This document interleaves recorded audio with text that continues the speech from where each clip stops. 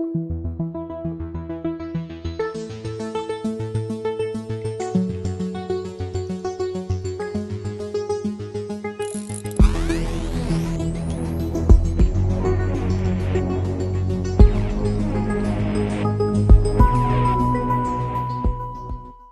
Trump loses, he'll take this deal. What? Really? So naturally, I have to dive into it and read what Lockhart has written. And once I read it, I have to pass it on to you. But Lockhart points out something we all know, and that is King Rat has repeatedly refused to commit to leaving office peacefully if he loses the election. Right? And instead of honoring and accepting the franchise that Americans have literally, I guess, I want to believe this, have literally died for over the years to preserve, and what people of color in this country have struggled mightily for 300 years to attain, and once they attained it, to be able to use it, the right to vote. Instead, the orange rat rails about voter fraud and rigged elections instead of accepting whatever the outcome is going to be.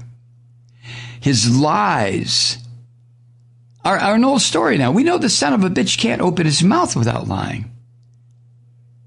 But his obstinacy about refusing to just make a simple statement, a statement that any other president would not have to make. But Trump is unique in the history of this country. He's an evil son of a bitch in the presidency. But his lies and his obstinacy are both dangerous to this democracy, and as Joe Lockhart says, and maybe to our lives, if this orange bastard continues on this path. Lockhart writes, many law enforcement and homeland security experts have raised the alarm about possible violence after a contested election. Nothing in the president's words or behavior, Lockhart writes, suggests that he will be a calming force or will leave the White House without a fight, either in the courthouse or in the streets. And we all know, after 4 years of this, that's a pretty good bet he's going to make a bad situation worse. Well, as you know, if you're a regular listener to this podcast, I certainly share that concern, and I've talked about it. But Lockhart says he's not expecting the worst. Not because Trump will have an attack of conscience. He doesn't have a conscience, this empty vessel, this amoral, unethical bastard. He doesn't have one. And not because he'll put the country ahead of his own personal interests. As Lockhart writes, that fantasy is no longer even debatable. Trump doesn't put anything ahead of his own parochial interests. Nothing. But Lockhart writes, I simply assume, as you would, that if he loses next month, the president will put his own interests ahead of the country's, as he always does. And that may actually guarantee a peaceful transition of power. Why? Because Donald John Trump has a powerful survival instinct. You see where this is going, right? Now, we all know, if we've been paying attention, that all sorts of recent news reports, whether the New York Times, CNN, Washington Post, the broadcast networks, all these reports have exposed what a rotten businessman he is. He's not a businessman. He's a goddamn con artist. And the proof is there over decades. What a scum-sucking, lying cheat this man is. And his presidency, if you want to call it that, has been an international calamity. Our allies are pissed off, the ones that are still with us. Dictators around the planet look to Trump, listen to what he says, and they are empowered to suppress and oppress their own people. And then to top everything else off, as I don't have to tell you, we are stumbling through the worst pandemic in a century. Oh, yeah. And we have an economy that is teetering on the brink of a full-blown depression. Definitive depression. And at the center of all this stands King Rat. Every single negative situation that we're dealing with in this country. And you could, if you were so inclined, extend that to the tragedies and calamities that are happening around the planet. All of it centers back to this bloated, sickening, obese bastard King Rat. All of it. But he is a member of the Survival Hall of Fame, right? As Lockhart points out, he has survived multiple bankruptcies of his companies, massive legal judgments, and a business instinct that can best be described as, quote, how to lose money without even trying, end quote. But as Lockhart points out in this piece, every time, somehow, after every colossal failure of this miserable shit, he has always been able to repackage himself and sell the next version of Donald Trump to the public. Real estate developer? You bet. Casino mogul? You bet. Reality TV star? Here I am, President of the United States. Surprise, surprise. I'm back. Now, this pattern has been noted, Lockhart writes, by the president's biographer, Michael D'Antonio, who says that Trump, in times of peril, has always found a way to protect the thing he values most, his self-image. D'Antonio told Joe Lockhart recently, quote, it's not success as others see it or achievement as others define it.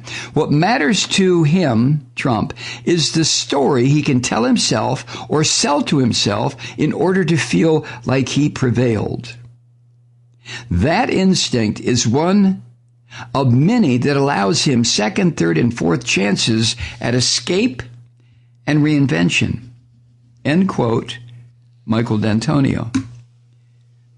And Lockhart adds, it's those very instincts that may lead a defeated Trump to just leave town. Huh? Really?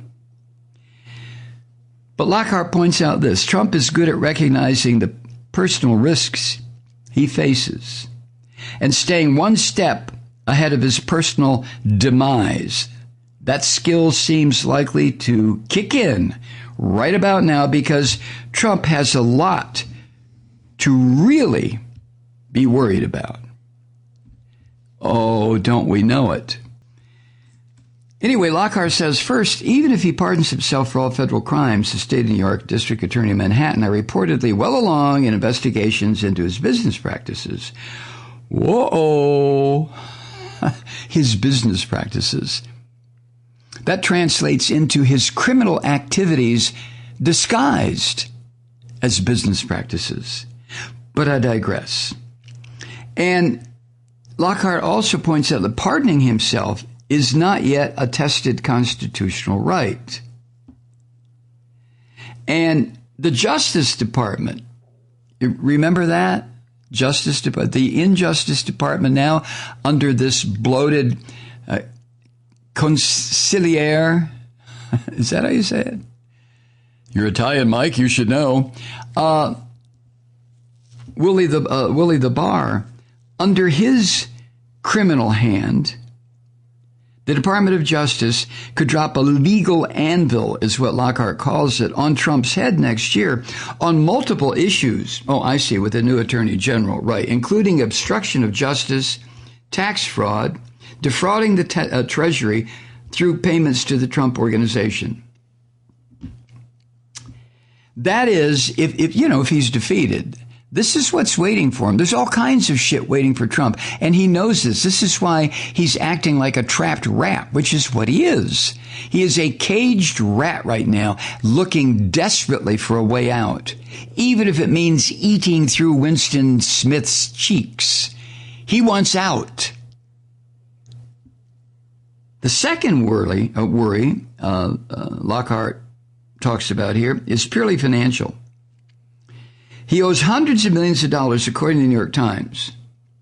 And he's going to need some flexibility with from his creditors and a new business venture to make that money quickly.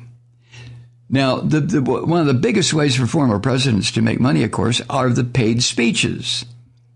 I think Clinton, Obama, Bush, one or all of them were getting as much as $250,000 per speech. Jesus Christ. But even though paid speeches will help, it's not going to generate $1 billion, which apparently is what this rat bastard is going to need. And here's where King Rat's survival instinct will kick in. What is it that Trump can give prosecutors, creditors, and potential investors to allow him to live his life freely and build the kind of media empire that he wants? And if he escapes prison, that's what King Rat is going to do. You know this as well as I do. He's going to come up with something that will out-sewer Fox and totally crush this putrid stream of garbage that is One American News. Have you heard about that one? Ooh, good God. But that's what Trump wants. He has to be in front of a camera. So if he has a chance at building his media empire, he's going to need to be not in prison, right?